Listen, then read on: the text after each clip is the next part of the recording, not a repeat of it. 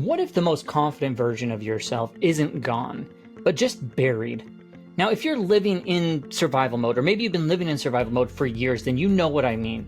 You probably have started questioning the same capabilities that you once had, and you feel disconnected from the person that you used to be. And honestly, you might wonder if this depleted version of yourself might be permanent moving forward. Now, the truth is that you need to understand is that survival mode doesn't erase confidence, okay? It hides it under layers of all these feelings that you may have experienced. I know when I've been there, I've experienced them myself, It's those feelings of overwhelm, exhaustion, or broken promises to yourself. And the only way back isn't waiting until you feel ready or getting that permission slip to feel ready, that, hey, you can do it now. It's none of that. It's rebuilding trust in yourself one small step at a time. And so I want to help you to uncover that, because I know how important this is to parents and entrepreneurs and people who are working away 9 to 5 and want to make the greatest impact in their lives that they can. They want to live happier, more fulfilled lives. Now, if you are new here, welcome to the GIVER Method channel. If you're back for another video, then welcome back. My name is Talbert. I'm the founder, I'm the author of the GIVER Method. Now, this is a book that came out last November. Right now, it's available on Amazon for as little as $2. It means you could get a book that can completely change your life, how you show up, the value you create, discover your gifts and superpowers, have better relationships, like I said, have more joy and delight in your life for as little as $2. And so I have a link down in the description where you can go get it on Amazon, or you could pause the video. You can go over to Amazon real quick and find The GIVER Method by Talbert. By the way, everything we're going to talk about today is grounded in principles from the book. So I highly recommend you get it, because it is written for parents, entrepreneurs, people who are working away, because that's where I've been. I've been in the corporate sea of cubicles. I'm a parent of 3. I'm an entrepreneur. And I know that you can't just burn everything down and start from scratch. And so everything in here, action items, exercises, stories, are all grounded in that same path that you're walking. So I highly recommend you get yourself a copy. Now, one of the stories I like to cover a lot is that lines up perfectly with this idea of confidence is when I was, basically spent years in a corporate world, in that corporate life, in survival mode, just really going through the motions. And maybe you've been there yourself. I was thinking that my confidence had disappeared. This is who I am now. But what I discovered is that the person I was before survival mode, they didn't get lost at all. They were just buried, waiting for me to create some space to come back. And so today I want to go through and show you how you can do the same thing. Just share these 4 really practical strategies and areas you can focus on. Now, these things that I've worked with parents and entrepreneurs and employees like yourself, they're all using to stop doubting themselves, to reconnect with their gifts and rebuild confidence from the inside out. No waiting, no perfection required. And just so you know, this isn't about piling stuff onto your already overwhelming life. It's about small and doable actions to build trust and energy and self-belief, without requiring you to burn yourself out any further than you already are. Trust me, it will make a massive difference in your life. Everything is tied directly into the GIVER Method, because when you actually discover your gifts don't need someone else's permission slip to matter, you just need to start using them again, one step at a time. That will change everything for you. So you can go deeper. Like I said, use the link below, get it on Amazon. It's gonna have tons of tools to help you rebuild that trust in yourself, reconnect with your strengths. Now, if you want some more personal attention, some more personal coaching, then I do have a couple of one-on-one coaching positions that I'm looking to fill right now. There's a link down in the description where it talks about how I can walk you through in 8 weeks, completely unpacking all of this for yourself and changing your life, so that in a few months here, by the end of the year, you're a completely different person. So check out the link about coaching. Now, if you run a team, or you have a podcast, you have an event, a stage, a community, whatever, that you think this message or a message like this could resonate with them, then check out the link below about speaking and podcasting. We can definitely dive deeper into what that could look like. Now, before we dive in, please, hit subscribe, ring that bell for notifications. Would want you to miss out on any of the stuff that we put out there all the time. Like the video, and then, drop a comment along the way if anything resonates with you, because I would love to, continue to enhance the data and the videos I create so they are more impactful for people just like you.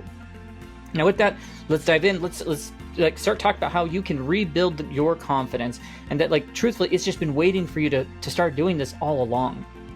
And so the first strategy I want to focus on is, I refer to it a lot, I'll call it there's the daily promise that's going to change everything for you. So think of it this way.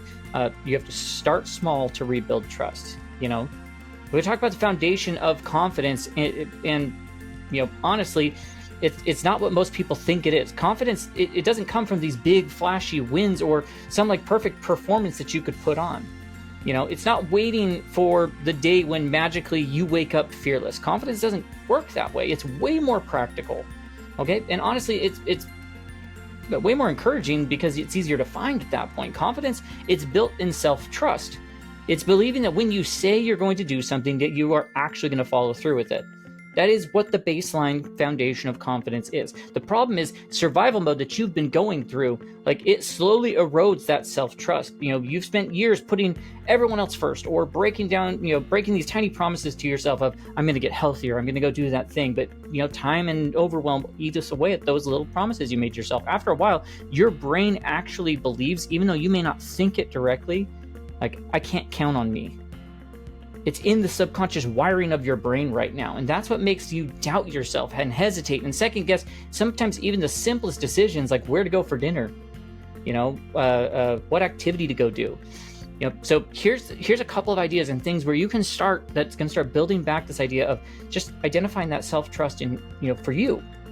And so the first one is I call it, it's often referred to as like the daily promise, where every morning you want to give yourself one promise that's so small it's almost impossible for you to fail. I'm talking something that you can do in 1 to 3 minutes max. Hey, I'm going to drink a cup of water before my cup of coffee. I'm going to write one sentence in a journal about gratitude. I'm going to take 3 deep breaths before I start making phone calls. Now, hear me, like, when I tell you this, like, this is so important. The power is not the size of the action by any means. The power is in just the consistency. Every time that you keep that small promise to yourself, you're basically like making a deposit into your confidence account and building that self-trust. You are literally like retraining your brain to be like, hey, we can do this. Like, you can trust me when I say we're going to do this. Now, and you've got to make these promises that are unbreakable. It means choosing things that are, like, truthfully 100% in your control. Not like, hey, I'll exercise for an hour. That's not, unless that's something you're doing regularly and you can guarantee you're going to be able to do it, that's not the one to do. Or I'm going to have those deep conversations with my spouse nope, that's probably not it either. Like, those depend on circumstances or other people. Instead, pick something that you can deliver on, like, hey, I'm going to do 5 push-ups. I'm going to jot down one thing I'm grateful for. I'm going to step outside and let the sun hit my face and enjoy that for a second. That's it. Simple, small things. And then don't just do the step. Track it. Have a check mark on your calendar. Put a note on your phone, whatever works for you, so you can see the visual proof that you're someone who's following through with these small exercises. And they may seem so small and simple that you're like, Jake, it's not, those aren't anything crazy. Trust me, over time, they build so much more confidence in yourself. It's so crazy that even the smallest things can change your dynamic in that way. And the cool part is that once you've got a streak going, let's say you've 2 weeks in, you've been doing it, then you can start expanding. You can start looking for the ways that the promises that you're giving, can expand, like increasing the size and scope of them, but never to the point where you're at risk of breaking them. The goal here isn't like, we're not trying to impress people. We're not trying to create the perfect, amazing thing that people want to Instagram about. No, it's just about being consistent. Reliability over the spectacle, like that, it will always outperform. And I'll tell you this from my own experience, keeping even the tiniest promises to yourself, like, it creates so much more energy than you would expect. On the flip side, even like breaking any sort of promises, even really small ones, can drain your energy like crazy, or leave you second guessing, or put you into a spiral of some sort of anxiety. Now, this matters. Like, you need to show up in this way, because confidence, it builds self-trust. It is self-trust. If you can't rely on yourself, like, then it doesn't matter how much external validation you get, you will always feel shaky in some sort of way. But when you have the track record of showing up for yourself, your brain finally relaxes and it starts believing in you again. Once again, this isn't motivational talk. Whenever I do these things, I do tons of data, tons of research to make sure that, like, what I'm covering is grounded in, like, science and actual, like, fact-based things. So tons of that data out there shows that people who practice small daily commitments improve their self-trust by 67% in as little as 6 weeks. Psychologists refer to it as like their mastery experiences. They're the little wins that prove to you that you're capable, not to your boss, not to your family, but to yourself. And so here's your starting line: one unbreakable promise daily. That's it. And keep it, track it, expand it.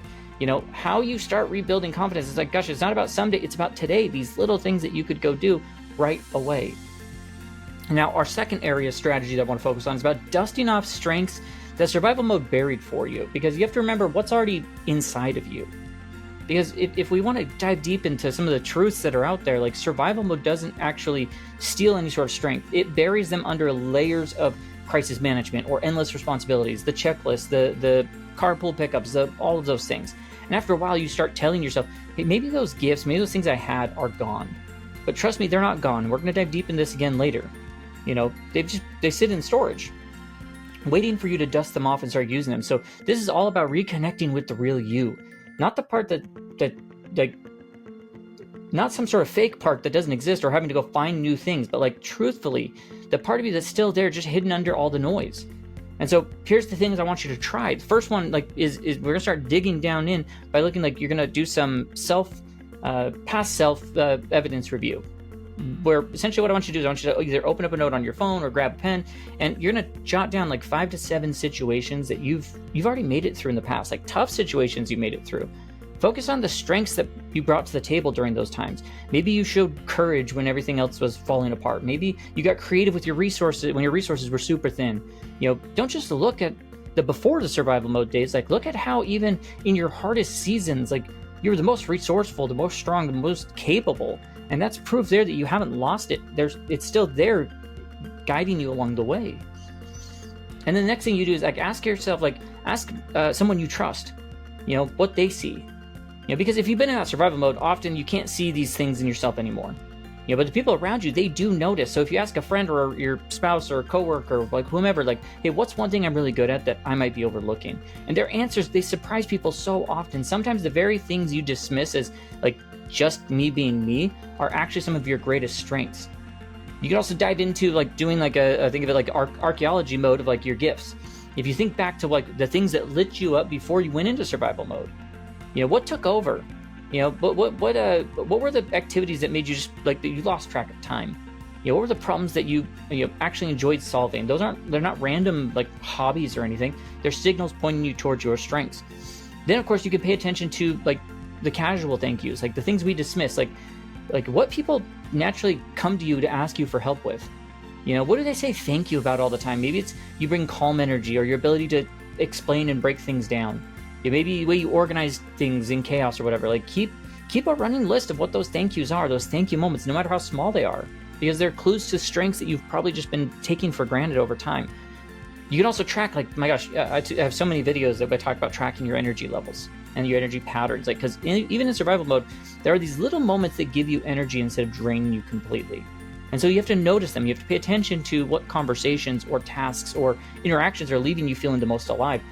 That's your authentic self peeking through, trying to show who you are to be more confident. And then you can run some small experiments, test them out, pick something like a strength and use it in some sort of a low stakes environment. The point isn't to impress anyone, it's to prove to yourself that your strengths are still there, they still exist, they still work.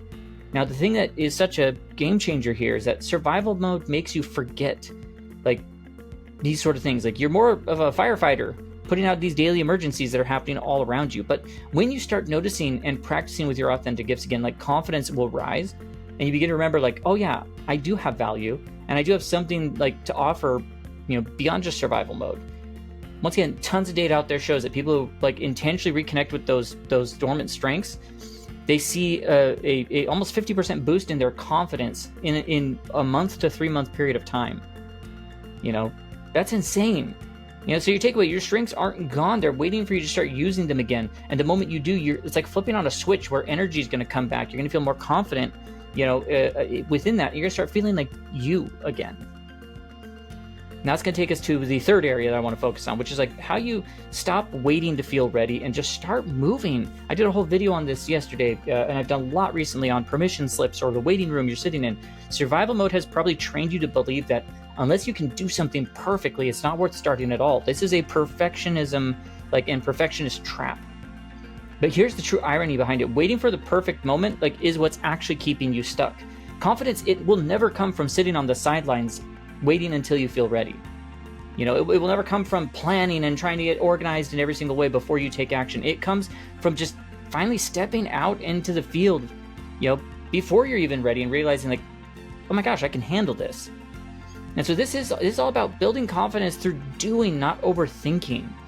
And so you got to focus on these practices. The first one I always love to cover, I always refer to as the version 1 and version 1 celebration. So version 1 will always outperform version none. I have to tell this to business owners all the time because they want to create the version 10 of something. I'm let's just do version 1 and prove the concept. Let's get it out working. Let's get it doing things rather than waiting to get to version 10 that may never happen.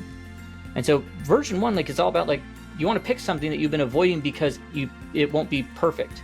An email you've been rewriting in your head, or a conversation you've been putting off, the project that you've been, over planning, whatever, and commit to finishing it at like a good enough level within the next like 24 to 48 hours. And when you do that, anytime you pick that version 1 and you get it out the door in life, celebrate the heck out of it. Celebrate the fact that it's done, because imperfect action beats like perfect inaction every single time. And the celebration begins to rewire your brain. You can also think of it this way, like, what's the next right step forward? I love this. I love this. There's a guy who teaches coaches how to coach and run businesses called Taki Moore. And there's the next best thing, next right thing. What's the next step forward? And so I'd love to adopt this into this world as well, because big challenges that you're experiencing, especially in a time of survival mode, they feel overwhelming. When you stare at them, like you're staring at the whole mountain, it's going to feel that way. You stop trying to climb it, in one giant leap. Instead, ask yourself, like, well, what's the next single most actionable step that I can take? And then just go for that one step. It'll surprise you how much momentum builds when you stop obsessing about the 10 steps and you just move forward with the right one in front of you. And of course, I always love the 24-hour decision container. So 48 hours to take action once you decide. This is all about deciding. If you've noticed, overthinking drains your confidence, more than the decision itself. Like, for choices that mainly affect you, you can give yourself like a 24-hour window max. Should I go to that event? Pick in 24 hours. Should I try this new thing? Should I respond to this opportunity? Should I, decide within a day and move forward? The point is, like, it isn't to always have it right in the decision you make. It's just to prove to yourself that you can decide without spinning for weeks on the thing.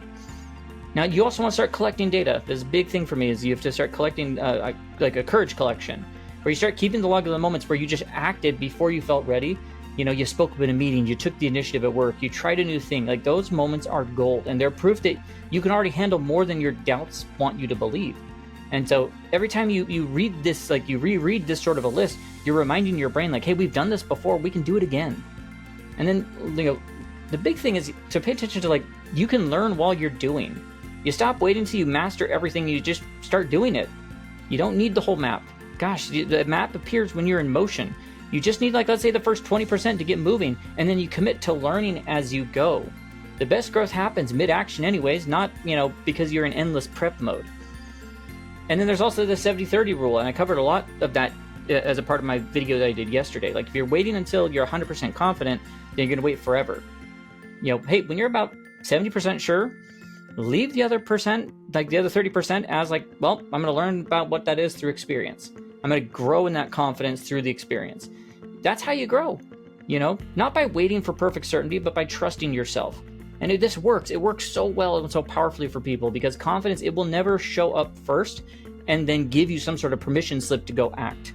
It's the other way around. You take action, you do something, even if it's messy or uncomfortable, and the confidence shows up because you've got real evidence that you can do it, that you're capable of it, right?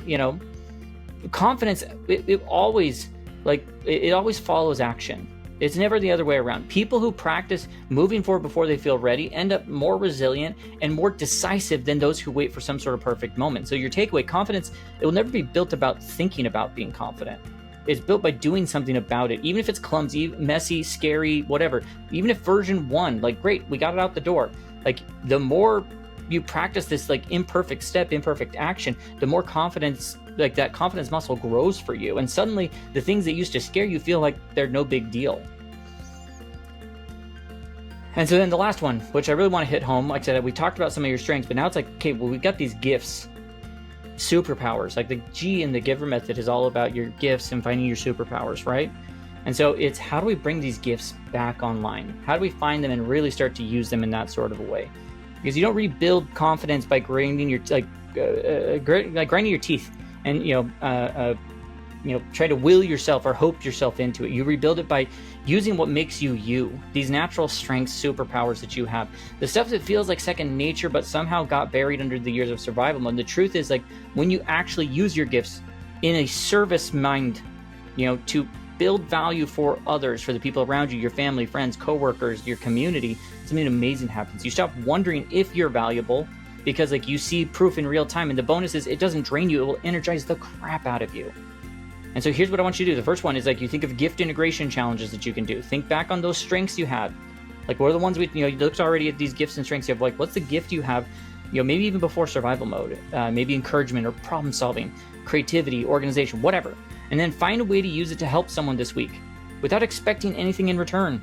It doesn't need to be big or formal. Just like, hey, I'm going to encourage the coworker who's struggling. I'm going to help a friend brainstorm a solution. I'm going to organize one small system in my home. The goal is not perfection. It's just reminding yourself like, oh yeah, I still have this. I still can use this. I also love when people take a strength-based daily approach. When you look at your daily responsibilities through the lens of your gifts and superpowers, you naturally are like creative, let's say. You add a little innovation into that work project you're going to be doing. You're going to be doing that project anyway, so let's just add the creativity into it. If you're a teacher at heart, then how do I explain something clearly to someone who's stuck? Like, once again, these boring routines, these things that you already have in your day, like you start peppering in your gifts and superpowers, and suddenly those routines become like these confidence reps, and you're bringing more of yourself back to the table. It's amazing what it does when you're like, well, gosh, I'm going to be doing parent pickup. What can I be doing in parent pickup with my gifts and superpowers? How can I create more impact? I'm going to be going to a parent-teacher conference. I'm going to be having lunch with so-and-so. I'm going to be making dinner. Whatever those things may be, find what they are. We're going to interact with this client today. I'm going to use this gift, this superpower. I'm going to pre-plan it into my day so I can make a greater impact for them. And then once again, the approach has to be value first contribution. So like, once again, never think like, am I expert enough? Instead, like, well, ask yourself like, well, wait, what if 10 minutes of help would be useful here? If I just gave 10 minutes to somebody? And once again, it frees you from trying to prove yourself and moves you towards serving others. The small, the really authentic contributions that you can make will have some of the biggest impact. And they stack evidence that these gifts and superpowers matter to others. And then like, think about like, sometimes you have to create an impact evidence file where you're collecting the proof of, you write down all the times that you were able to help somebody using your gifts and superpowers in that sort of a way. And they might thank you. They might ask you for input, whatever, or the benefits, from something you did for them, like whatever it is, those moments, like they're the receipts that you're putting into a box that remind you that your gifts are so valuable. And even if survival mode maybe convinced you otherwise over time, find all the ways like for expressing your gifts and superpowers in real life. Once again, don't wait for any perfect opportunity. How can I bring them into the roles that I already have?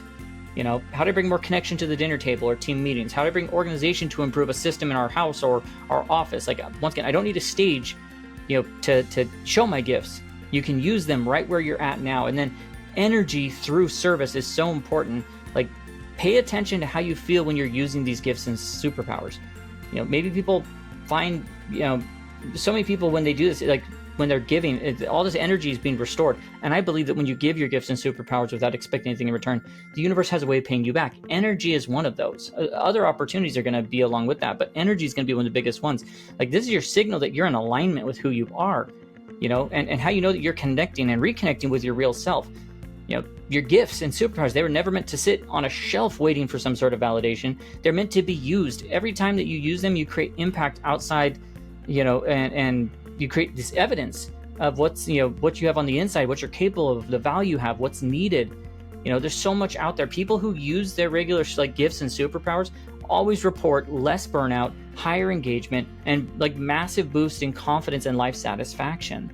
And so that takeaway for you is going to be like, if you think you're running on empty, don't try to willpower your way back into some sort of confidence. Like, if you just start using your gifts and superpowers, they're so natural to you again, in small everyday ways, you not only rebuild trust in yourself, but you feel more alive and energized and connected with who you really are.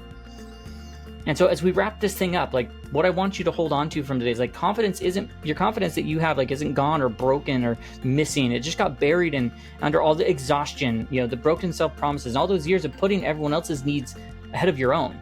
And so the things we talked about today, they aren't motivational, sound bites or anything. They're a framework that actually works in real life. You rebuild yourself, trusting yourself in those daily wins, those daily promises, digging up your strengths that you forgot, the gifts and how you use them through imperfect action. Like, gosh, the confident version of you has never been gone. It's just been waiting for you to make space for yourself again. And the truth that changed everything. It changed things for me. It changed things for parents, entrepreneurs, and people who are working away in their 9-to-5, just like you. Like, confidence isn't something that you just stumble across one day. It doesn't show up because like someone else validates you. Confidence is something that you rebuild one small promise, one small act of courage, one gift expression at a time. The person you were before you went into this survival mode they're still in there. Your gifts haven't vanished.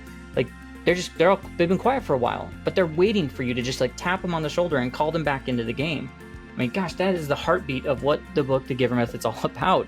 That you don't need a stamp of approval, from anyone else. Like, you don't need that. You just need to give yourself permission to come back alive. When you rebuild your confidence, your natural ability, start using them to serve others, like, you're going to see something super amazing. You don't need perfect confidence to make impact. You just need courage to start somewhere, right where you're at, right where you are and what you're experiencing in life right now. Now, here's your next step. Like, if this message, if it resonates with you, if it hits home, then go grab yourself a copy of the book, The Giver Method. Like I said, right now you can get it for as little as $1.99 down in the description, or pause the video, open up your Amazon app and go say, hey, Giver Method by Jake Talbert, right? It's going to guide you into deeper, discovery of your gifts and rebuilding, your confidence, even if you've been in survival mode for too long. And if you want hands-on support, then check out the link below where we talked about the one-on-one coaching. I've walked the same path as you before. I have all sorts of experience, stories, and tactics that we could do to help you get through that faster. So check it out. There's a video on the page you could check out as a part of that. And, we can rebuild that trust in yourself together. I also love speaking to organizations, teams, or communities, on this very thing. So, if you have a platform, a stage, podcast, event, whatever, where this message would resonate with them, then let's talk about how we bring it to your people. Use the link down below about speaking and podcasting. Before you go, hit subscribe, tap that bell for notifications, like the video, of course, and drop a comment. I'd love to know, I read all of them. So I'd love to know which of the things spoke to you today, or even better, what promise you're ready to keep for yourself starting today. Because remember, the confident person, the confident version of you that you used to be isn't gone. It's still here, just waiting for you to actually open the door and be like, oh, let's use this. Let's use our gifts. They have not disappeared. They just went dormant. And now it's time to wake them back up, one small and consistent action at a time, because you are the only person who has the same combination of gifts, superpowers, and experiences that you have. So that means you are the only person who can make the impact that you can make right now. And there are people waiting for you to make that impact in their lives.